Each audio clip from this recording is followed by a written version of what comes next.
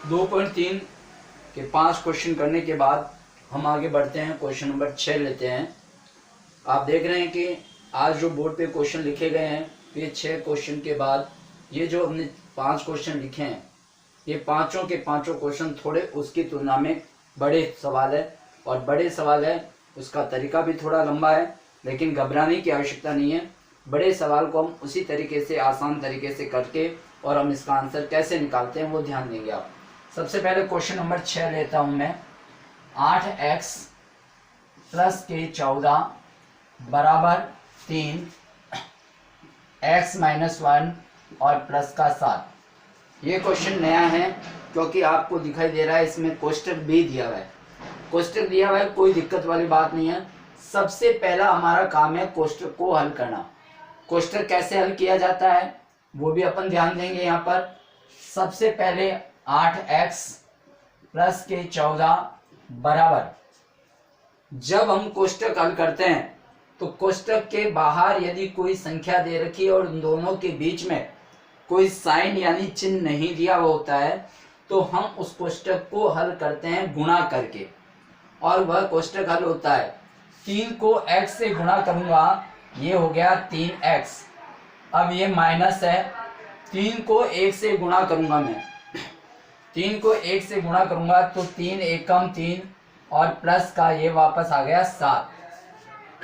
Sorry. अब ध्यान देंगे, अब आपके पास साधारण समीकरण की तरह ये समीकरण बन गई, और साधारण समीकरण बनने के बाद हमारा काम आसान है, हम सबको आता है। अब हम वही काम करेंगे। सबसे पहले हम यहाँ लिखेंगे पक्षानांतरण,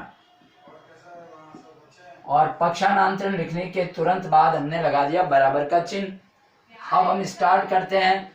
8x अपनी जगह पर, प्लस के 14 है, साधारण अंक है, साधारण अंक को बराबर के उधर ले जाते ही ये चिन्ह परिवर्तन हो गया, माइनस के 14 हो गया, बराबर का चिन्ह वैसे ही है।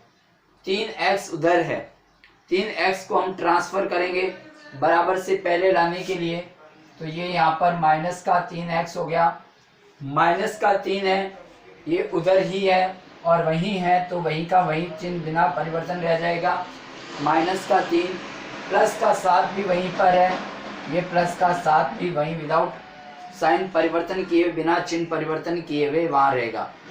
अब देखिए 8x में से 3x को हम घटा देते हैं, ये आ गया 5x, माइनस के 14 और माइनस के 3, तो माइनस के तो हो गए 17 और प्लस के रह गए 7। ठीक है, 5x अपनी जगह पर है, माइनस के है 17 और प्लस के 7, तो ज्यादा किसके हैं, माइनस के हैं, तो माइनस के 17 में से प्लस के 7 को हम घटा देते हैं, तो माइनस की संख्या बड़ी है, तो माइनस के यहाँ पर कितने बच गए हमारे पास, 10 बच गए।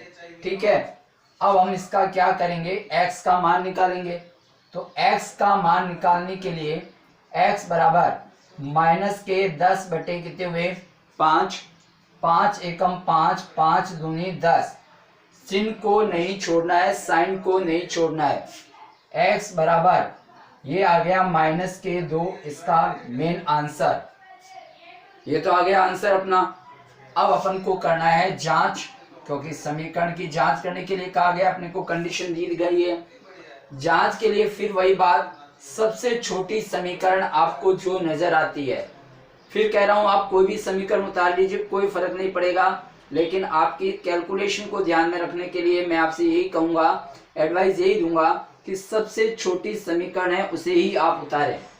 तो मेरी नजर में भी यही है, 5x इंडिकेशन कर रहा हूं बराबर माइनस के 10, यहां लिखा जाएगा x का मान रखने पर, और चाहे तो आप ये भी लिख सकते हैं x का मान -2 रखने पर। 5 इंटू एक्स की वैल्यू -2 बराबर माइनस के 10, प्लस माइनस मिलकर होता है माइनस, असमान चिन्ह की गुणा हमेशा माइनस आएगी, 10 इधर भी आ गए माइनस के 10। ये हो गया आपके पास दोनों साइड बराबर LHS और RHS। इसका मतलब आपने जो आंसर निकाला है वो बिल्कुल आपका राइट है, लेकिन आंसर जब लिखा जाएगा लिखेंगे अतः x बराबर -2 आपका आंसर बन गया। ये ब्रैकेट का एक सवाल, उसको भी हल करना आपने सीखा। हर एक स्टाइल का आपको एक एक सवाल तरीका जो है वो आपको समझाता जा रहा हूं मैं। कोई भी स्टाइल आपके लिए तरीका जो होगा वो आपके लिए कठिन नहीं हो, सब स्टाइल के सवाल आपको समझ में आने चाहिए। ठीक है, अब लेते हैं हम क्वेश्चन नंबर 7। फिर ये नई स्टाइल का सवाल, x बराबर 4 5 x प्लस 10। अब ध्यान दीजिए, कोई दिक्कत नहीं है, ये भी वैसा ही सवाल है। अब हम इसके नीचे क्या लगा दें, बट्टा 1 और बट्टा 1 लगा देंगे। ठीक है, कोई प्रॉब्लम नहीं है। ब्रैकेट को खोलना है, खोलते आराम से।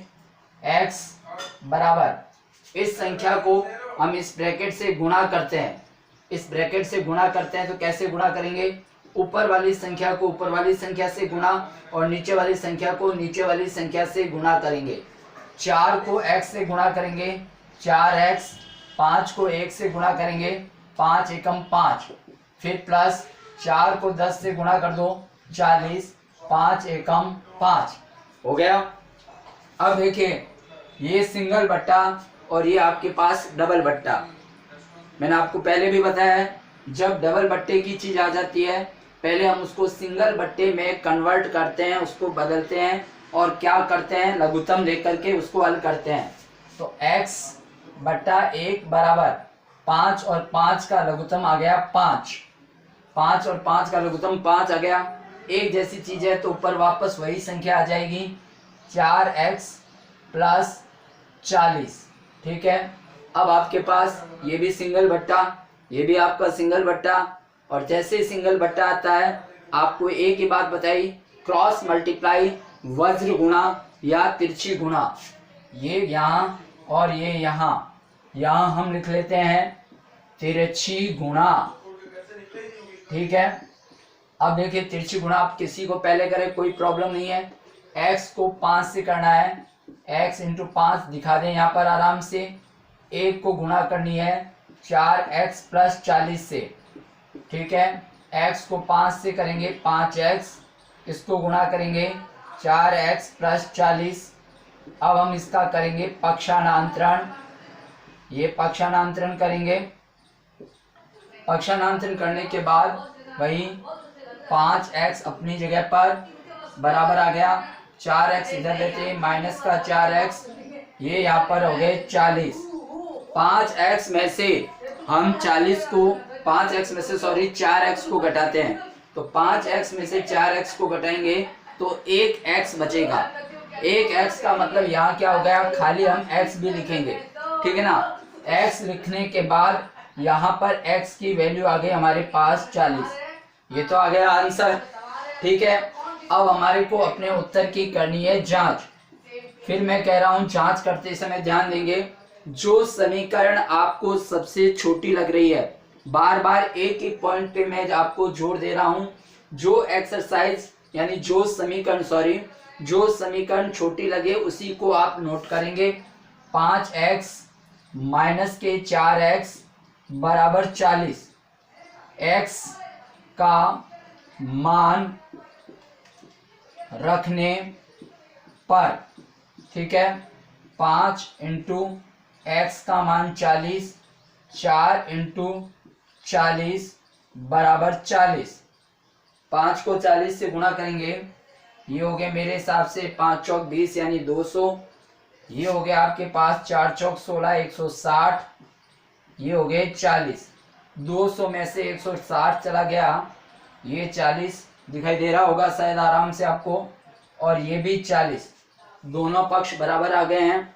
ठीक है, अब मैं इसको थोड़ा ऊपर ले रहा हूँ, ध्यान देंगे, नीचे हो सकता है आपको दिखाई नहीं दे रहा हो। दोनों साइड बराबर आ गए, तो हमको पता है दोनों साइड बराबर आ गए, तो चलो इधर ले लेते हैं। तो हम यहाँ लेते हैं, अतः LHS इजिकल टू RHS, दोनों पक्ष तो बराबर आ ही गए। अतः x बराबर मान कितना आया, x का मान हमारा ये है, x का मान 40, ये हमारा आंसर बन गया। समझ में आ गया क्वेश्चन नंबर 7 हमने किया है। बड़ा क्वेश्चन था, कोई प्रॉब्लम नहीं, सेम तरीके से हमने काम किया, इसको आराम से इसका आंसर भी हमें मिल गया है। ठीक है, क्वेश्चन नंबर 8 हम लेते हैं, ध्यान देंगे। क्वेश्चन नंबर 8 क्या कह रहा है, वही क्वेश्चन 8वां प्रश्न है। 2x बटा 3 प्लस 1 7x बटा 15, कुछ नहीं है, बटा 1 लगा लो। डबल बट्टे को सिंगल बट्टे में कन्वर्ट करना है, वही एलसीएम की सिस्टम की चीज लेते हैं। 3 आ गया लघुत्तम, 3 में 3 का भाग एक बार, 1 को 2 से गुणा करेंगे। 3 में 3 का भाग एक बार, 1 को 2 से करेंगे। 2x प्लस 1 का भाग 3 में देंगे, 3 बार जाएगा। 3 1 कम 3 बराबर 7x बटे 15, सिंगल सिंगल बट्टा हो चुका। वही क्रॉस मल्टीप्लाई वज्र गुणा, बार बार मैं आपसे कह रहा हूँ, ये वज्र गुणा मैंने यहाँ लिखा।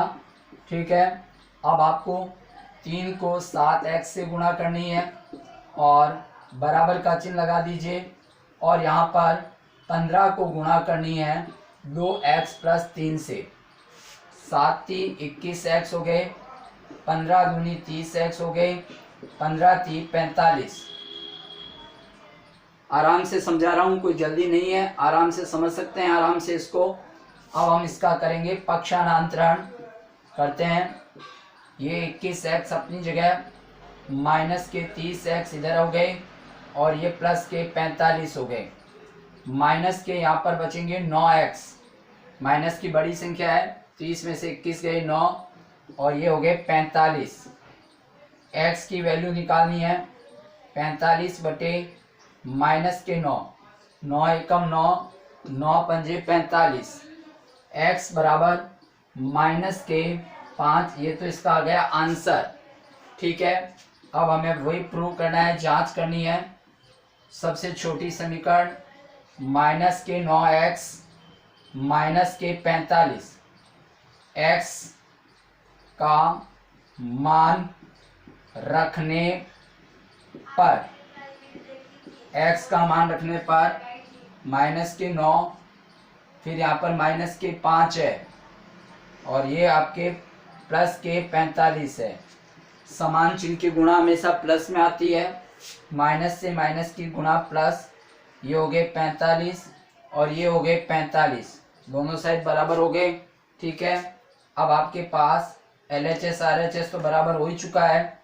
LHS is equal to RHS, फिर यहाँ लिखेंगे अपन, अतः आपका x का मान जो आया है वो कितना आया है, -5। x का मान -5। आंसर पर आपको विशेष ध्यान रखना है, गलती वही होती है जो आपको नहीं करनी है। x की वैल्यू आ गई -5, समझ में आ गया होगा आपको। ठीक है, क्वेश्चन नंबर लेते हैं आप 9 और क्वेश्चन नंबर 10। 2 क्वेश्चन आज इसको लेकर पूरा करते हैं हम।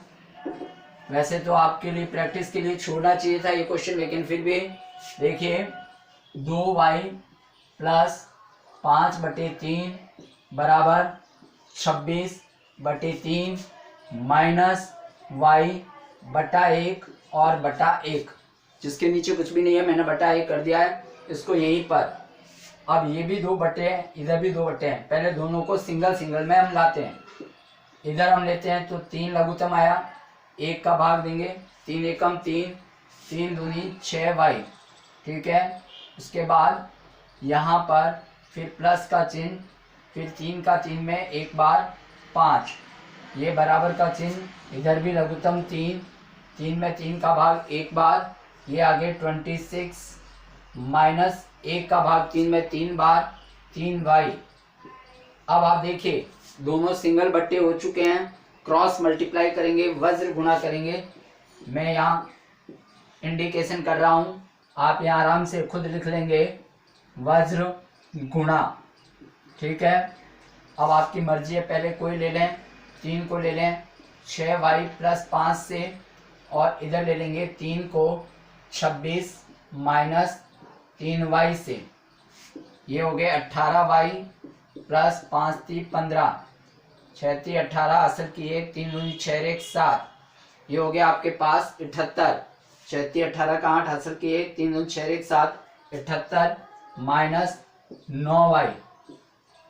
अब हम इसका करेंगे पक्षांतरण। यहाँ पर 18y वैसे ही रहेगा, माइनस के 15 हो जाएंगे। ये 78 अपनी जगह पर है तो प्लस का ही रहना है। ये प्लस के 9y बन गए। यहाँ पर 9 और 18 दोनों ही प्लस के हैं तो 9 और 18 मेरे कैलकुलेशन के हिसाब से ये हो गए 27।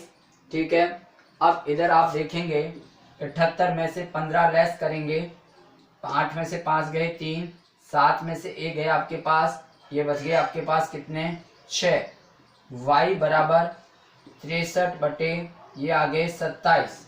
ठीक है, अब आप इसको कौन से पाड़े से काट सकते हैं? 3 के पाड़े से भी काट सकते हैं। 3 के पाड़े से गए 9 बार, 3 के पाड़े से गए 21 बार, 3 एकम 3, 3 3 9 होते हैं, 3 के पाड़े से 7 बार। y की वैल्यू आ गई 7 बटे 3 आंसर।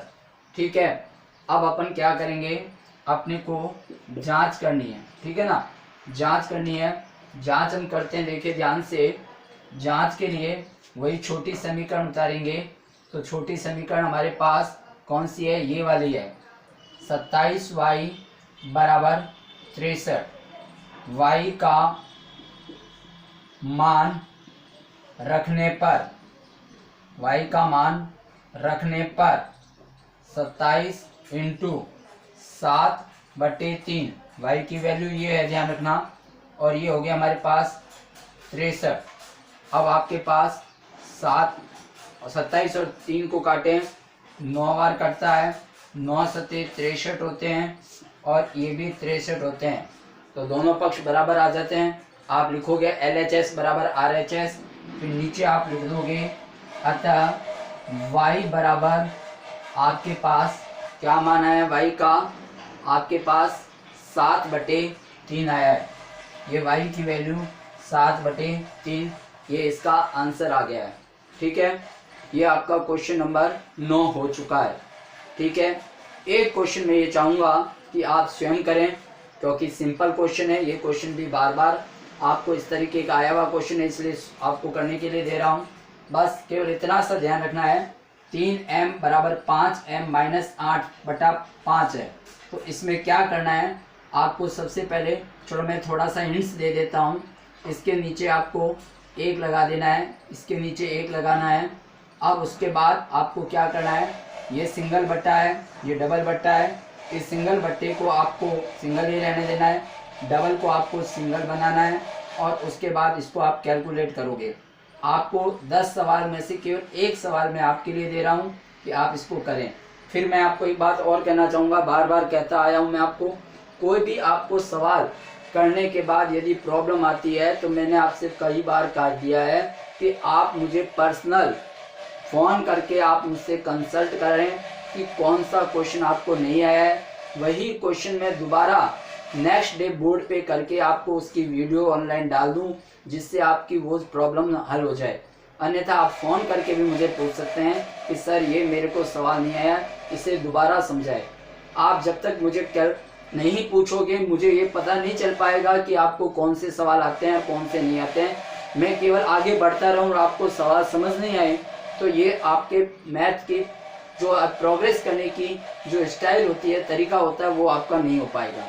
इसलिए आज हमने 2.3 के समीकरण करना और समीकरण की जांच करने के सवाल आपको कंप्लीट करा दिए हैं। 2.1 एक्सरसाइज पूरी हो गई, 2.3 पूरी हो गई। 2.2 को इसलिए छोड़ दिया गया क्योंकि वह भाषा के सवाल है। पहले एक स्टाइल के सवाल है, उसी को करेंगे, उसके बाद हम भाषा के सवाल करेंगे। तो एक क्वेश्चन आपके लिए मैंने छोड़ा है, केवल वो आप करें। और ये भी प्रॉब्लम आए तो ये भी आप मुझे वापस पूछ सकते हैं कि सर ये कैसे होगा। मैं आपको फिर मेरे कॉन्टैक्ट नंबर दे रहा हूँ, आप मेरे से कांटेक्ट करें आराम से 9460611848। पर्सनल आप मुझे कॉल करें, आपकी कॉल को मैं अटेंड करूंगा और कॉल अटेंड करके आपको उसको हल करने का तरीका भी बताऊंगा। ये क्वेश्चन हो गए।